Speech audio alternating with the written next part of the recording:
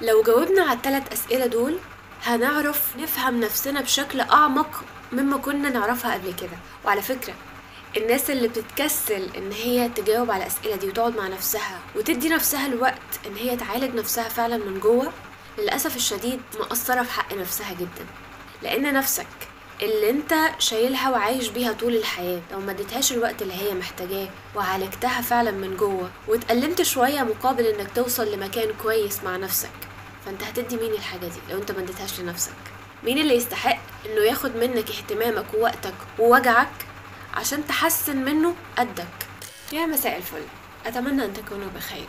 اغلبنا في تعاملاتنا اليومية المشاكل ممكن نمر بيها احيانا بنحس ان احنا محتاجين مشاعر معينة، بنبقى مش قادرين نلمس الاحتياج ده قوي، بس اول لما نلاقيه مع شخص معين بنحس انه ايوه انا عايزة الشخص ده في حياتي.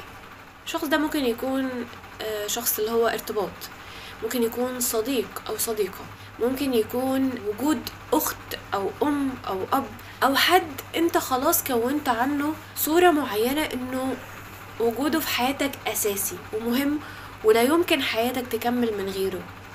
فبتتفاجئ ان الشخص اللي انت اتعلقت بيه ده حصل منه موقف ممكن يكون غصب عنه خذلك من غير ما تحس خذلك، وقد يكون الشخص ده لسبب او لآخر ربنا ما أردش يكون في حياتك anymore.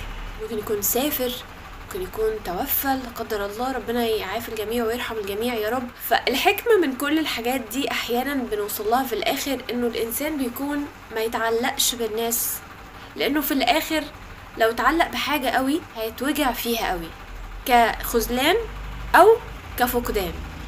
طيب إزاي ما نتعلقش بالناس قوي؟ وإزاي ما نخليش التعلق ده يقلب بنفور، ان انا ما بحبش حد خالص وما بثقش في حد ولا يمكن اخلي حد في دايرتي المقربة، وبالتالي خلاص هعيش حياتي لوحدي، وبالتالي احس بالوحدة واحس ان انا انسان مش مرغوب فيا، احس واحس واحس. طيب نرجع تاني للنقطة الاولانية، ايه اللي بيخليني اتعلق بالناس بسرعة؟ او ايه اللي بيخليني اتمسك بهذا الشخص بشكل كبير قوي وقد انسى نفسي لدرجة انه فعلا افتكره ملاك، افتكره ما بيغلطش تماما. الانسان ده عمره ما هيغلط لانه انسان انا بالنسبه لي محطوط في مكانه مختلفه تماما عن كل الناس. فالخذلان اللي بيحصل بيخلي الانسان يفوق ايا كان هو ايه. طيب ايه اللي بيخليني اتعلق؟ لو عرفنا الشعور اللي ورا التعلق هو احتياج.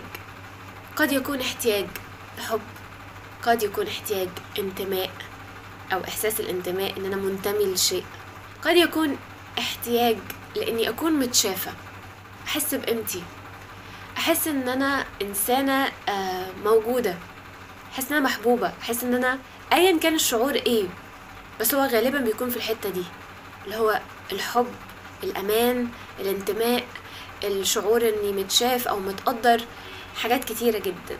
فهو ده اللي بيخلي الإنسان هذا الاحتياج إذا لم يلبي الإنسان بطريقة صحيحة فبالتالي هيدور عليه في أي حد حواليه، وأول لما يلاقيه هيمسك في الشخص، وبالتالي نغرق بقى في دوامة التعلق اللي احنا بنسميها كتير أنا بحبه جدا ومش قادرة أعيش من غيره. والحقيقة هو ده مش حب، هو ده تعلق، لأن التعلق هو حب وصل لدرجة من درجات عدم السواء اللي هو التعلق. لان احنا دايما كنا بنقول انه ربنا سبحانه وتعالى مثلا في العلاقات او في يعني الزواج قال وجعلنا بينكم مودة ورحمة، ولم يكن حبا.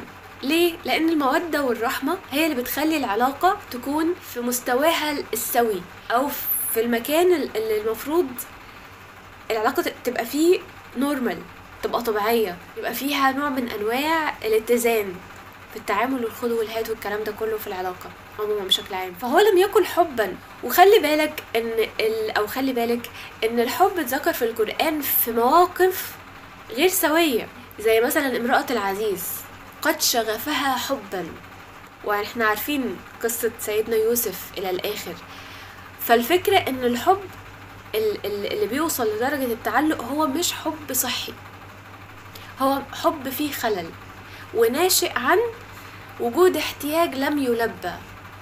فبالتالي منطقيا لما اعرف احتياجي للحاجة اللي انا عايزة احس بيها دلوقتي، هبدأ افكر مع نفسي ازاي البيها لنفسي بطريقة ربنا سبحانه وتعالى يرضى عنها، وبطريقة ما تجرحنيش، وبطريقة ما تخلينيش اعتمد عليها من الناس اللي حواليا. وهي دي النقطة اللي احنا محتاجين نواجه نفسنا بيها، اننا نعترف احنا دلوقتي محتاجين لايه، ايه الشعور اللي انا بحسه مع هذا الشخص وانا محتاجه وبلاقيه معاه عشان افك التعلق بيه يعني، واشوف هو الشعور ده نشأ ليه عندي. والحاجة التالتة، ازاي ممكن البيه من طرق صح. لو جاوبنا على ال3 أسئلة دول هنعرف نفهم نفسنا بشكل اعمق مما كنا نعرفها قبل كده. وعلى فكرة الناس اللي بتتكسل ان هي تجاوب على الاسئله دي وتقعد مع نفسها وتدي نفسها الوقت ان هي تعالج نفسها فعلا من جوه، للاسف الشديد مقصره في حق نفسها جدا. لان نفسك اللي انت شايلها وعايش بيها طول الحياه، لو ما اديتهاش الوقت اللي هي محتاجاه وعالجتها فعلا من جوه واتألمت شويه مقابل انك توصل لمكان كويس مع نفسك، فانت هتدي مين الحاجه دي لو انت ما اديتهاش لنفسك؟ مين اللي يستحق انه ياخد منك اهتمامك ووقتك ووجعك عشان تحسن منه قدك؟ فانت اللي خسران لو ما اديتش لنفسك المساحه دي، وما اديتش نفسك الاهتمام ده والرعايه دي، لانك لما تكون مليان من جوه هتعرف تدي الناس اللي حواليك. وانت اللي كسبان لو فعلا اديت نفسك الوقت ده وفعلا اهتميت بالمركبه او بالسفينه اللي انت عايش بيها في بحر الحياه، عشان تقدر تكون فعلا سكن لكل الناس اللي حواليك، عشان تعرف تكون تدي الحاجة اللي انت اصلا مخلوق علشان تديها في الحياة، انك تاخد وتدي. عمرك ما هتعرف تدي غير وانت مليان من جوه. فاهتم بنفسك من جوه وفعلا اديها اللي هي محتاجاه عشان تقدر فعلا تدي من قلبك. لان العطاء لما يكون وانت مش مليان من جوه فهو ما بيبقاش عطاء، هو بيبقى عطاء مزيف لسد احتياج انت مش واخد بالك منه. فلو فهمتي قصدي وفهمت قصدي، جاوب على الأسئلة اللي قلتها. ولو محتاج تسمع كلامي مرة تانية عيد الفيديو تاني. ولو في أي سؤال مش واضح أو في حاجة محتاجة توضيح ابعتولي ونتناقش فيها. فحبيت أشارككم بهذه الخاطرة سريعا، أتمنى تكون مفيدة، وشكرا لحسن الاستماع. إلى اللقاء.